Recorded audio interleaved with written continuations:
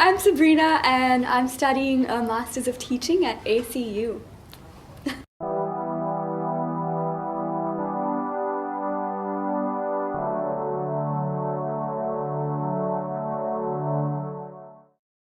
In keeping with this year's theme of worship, I thought I'd reflect on how God has grown me and changed me in that area. So I was born and raised in Abu Dhabi, which is predominantly a Muslim country. And growing up there, I was actually raised Catholic, so I went to a convent up until year 7. The nuns were great. They taught me how to line dance at summer camp, which is one of the cooler things I can actually do, so might bust out a move at ball sometime. But yeah, growing up Catholic, I learned all the stories of the Bible, memorized all the verses and everything, but there was no heart relationship with God. Like, I had all the head knowledge, but there wasn't a real relationship with God.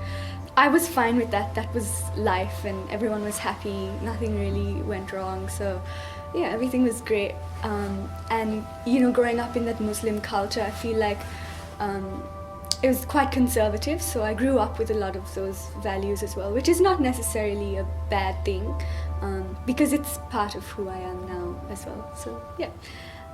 When I was about 10, we went on holiday to Sri Lanka, and my cousin invited me to a Protestant church, and at the time I didn't even know that there were different denominations. I just said okay, and I went along, and right from the start I could see that things were different. People were a lot more genuine about expressing their faith, and you could see like the excitement in their face, and even when they worshipped God, that was something I was really drawn to. And up until that point, the words excitement and church didn't really go together. But at this church, it was a place of both reverence and joy, and that was a nice difference to see. So when I got back from holiday, we found another church and we started going there, and straight away I wanted to get more involved because I could see everyone around me, people my age, doing the same thing. Suddenly the concept of grace also kind of made sense, because I was now living my life in response to what Jesus did for us on the cross, instead of doing it in a way to please God and gain His favor. So obviously the next logical thing to do was to learn the drums and join the worship band.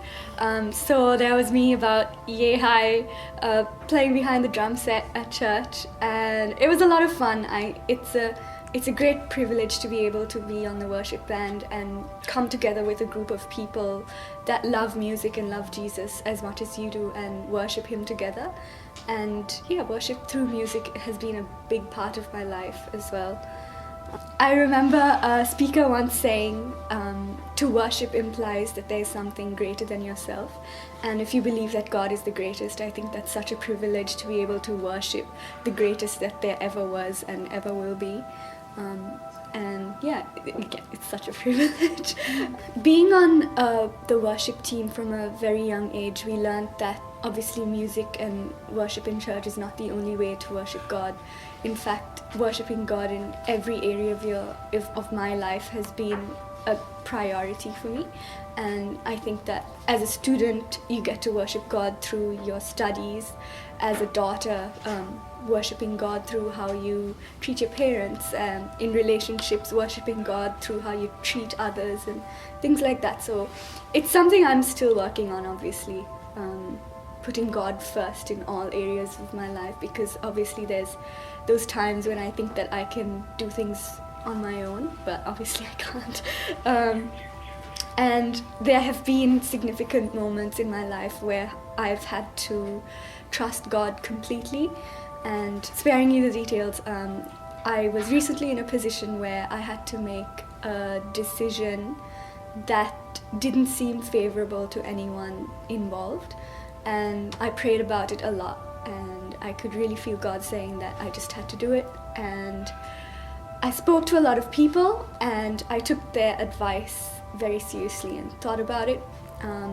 But in the end, it was only God's word that I had to go on. And explaining to someone that I'm doing this because God told me to just sounds ridiculous, and like, you know, it seems like an easy way out, but that was genuinely what I was feeling. And when I finally did it, I could finally see God's whole big picture. Yeah, it was nice. It was not nice. It was amazing to see how God's hand was at work in that situation. And that wasn't the first time it happened, and I'm sure it won't be the last. But it just goes to show that you can trust God, and He comes through even though it doesn't seem like it, when logic and reasoning doesn't seem to make sense. But yeah, it shows that, you know, God is trustworthy and He's sovereign over our lives, and whatever you commit to Him, He can always bring it back for your good.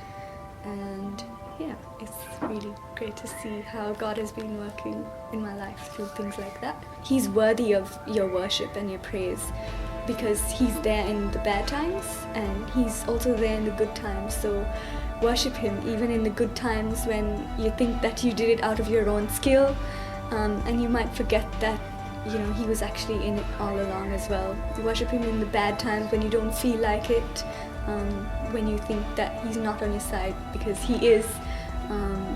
Yeah, He's just worthy of all our worship and all our praise.